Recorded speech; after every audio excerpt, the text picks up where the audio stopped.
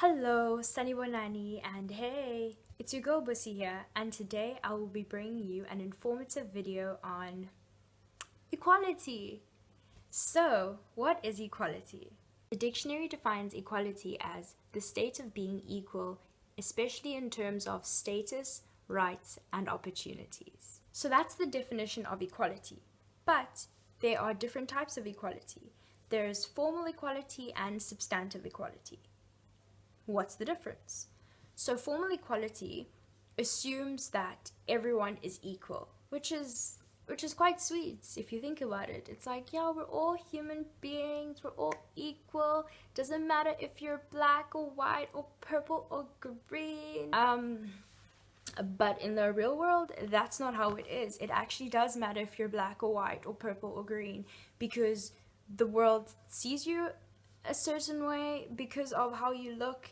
They view you a certain way. There are preconceived notions of who you are. There's also the economic realities of your socioeconomic background, and race plays a large part of that in influencing a lot of things, especially in the South African context, because South Africa is such a young democracy and apartheid only ended 23 years ago. But before apartheid, there was still colonization. So we've had 400 years of a lot to deal with.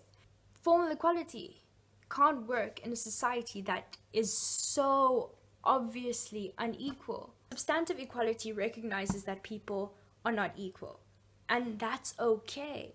But what it does try to do is ensure that there's an equal outcome.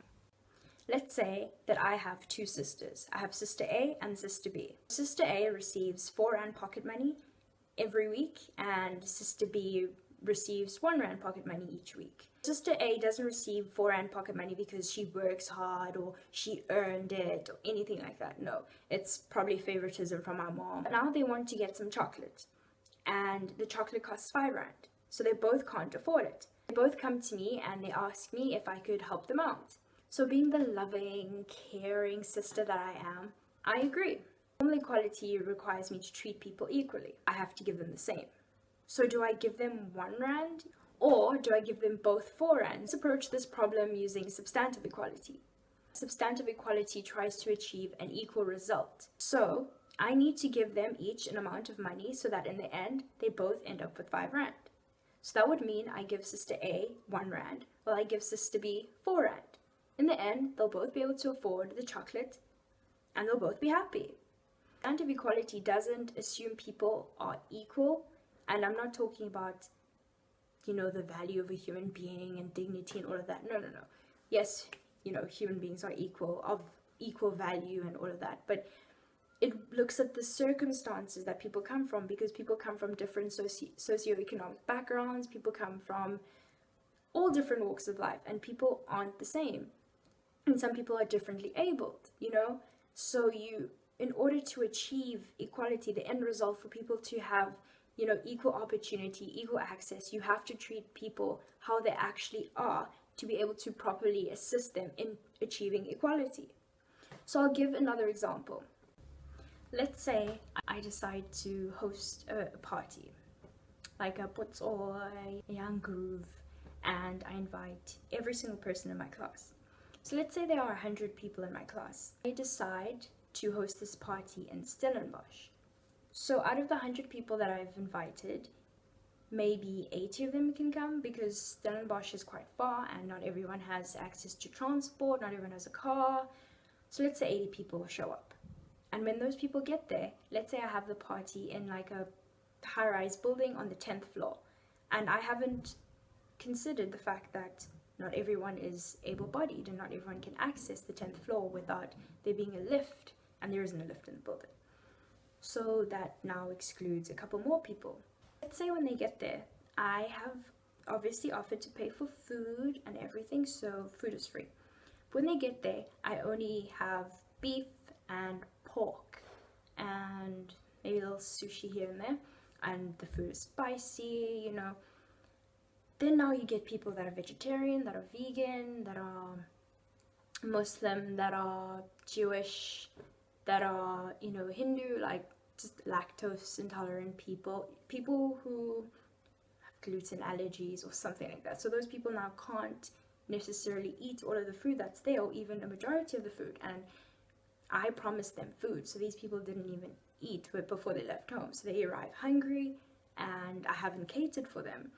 So besides the food being a mess, let's say the music that I've provided is very one, genre. It's not anything anyone's familiar with. It's not anything anyone necessarily understands or anyone enjoys, except for me and maybe my small group of friends. So people are then excluded in that way. And let's say I've hired an MC and that person tells misogynistic jokes, sexist jokes, and racist jokes, Islamophobic jokes, and then again I've kind of sidelined, I've marginalized another, further group of people. So all in all, my party only really caters for maybe 20 or 30 people.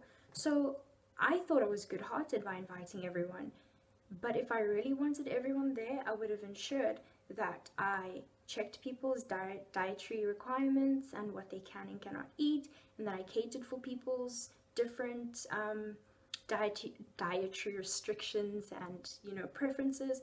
I would have made sure that the person who I hired to speak at the event was not a piece of bleh.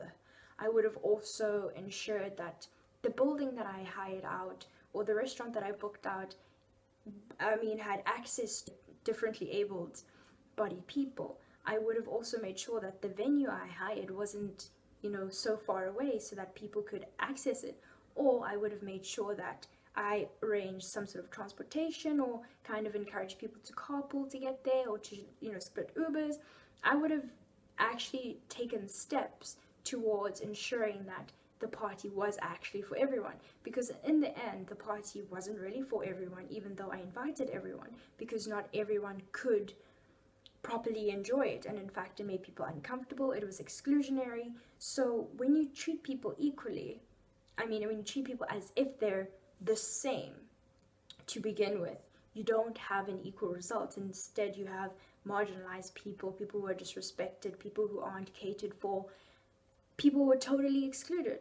But if you acknowledge that people are different and you actually take the effort to cater for different people, then you will have an equal result where people enjoy the party, people feel like they're welcome, people feel like they belong there, as opposed to were only invited just because I was trying to be nice. Formal equality only works in a society that is already equal, and South Africa is not that society, because we are a young democracy. We're only 23 years old, and South Africa's society is still very much structured in a way that resembles apartheid. The way cities and townships are located and structured, the opportunities people get, the wealth, who owns the land. South Africa really is an unequal society, and in order to achieve equality, we need to be able to recognize that we are different, and that some people were given head starts in life and that others were disproportionately affected by apartheid. Like I've said before, 1994 did not come with a reset button that put everyone on an equal footing. The laws that kept people suppressed, kind of went away, but that still left people on different levels and different footing. And in order to change that, we need to really revisit what our definitions of equality are. But thanks for joining in, and see you next time.